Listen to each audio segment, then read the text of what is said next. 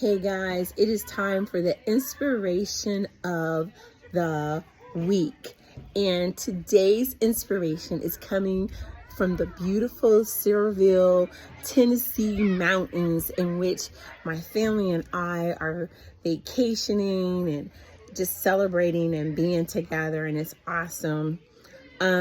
So today's passage is going to come from Matthew 16, verses 15 through 16. And I truly love this passage. It is something that I think all of us should often ask ourselves. And it's also a passage that helps us to totally understand who Jesus Christ is. And it says, so this is Jesus asking a question to his disciples. It says, "But what about you?" he asks. "Who do you say I am?"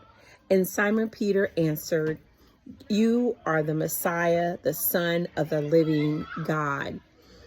And as I take pictures and, post them, looking at the beauty from the mountaintop of the Son of the living God, Jesus, it's amazing just how beautiful everything is arranged by God, and how we get to live this life and we get to partake of his beauty, but we also get to see the work of his hand, because of course Jesus was there in the beginning. So when he says, when Peter identifies him, and when we identify him and we acknowledge that he is the Son of the living God, he is Jesus the Christ, he is the all-sufficient one, he is the I am, he was there in the beginning. It just has to put a feeling in you when you just see how beautiful and splendid and detail-oriented he is, and he was before we came into being, before he became Jesus that walked upon the earth, before he decided to descend and leave the Holy Spirit to guide us into all spiritual truth. He is the Son of the living God. He is the El Shaddai, right? And so it becomes exciting because he is our Father. And so when I said it, we have to ask who we are. We have to look at that, right?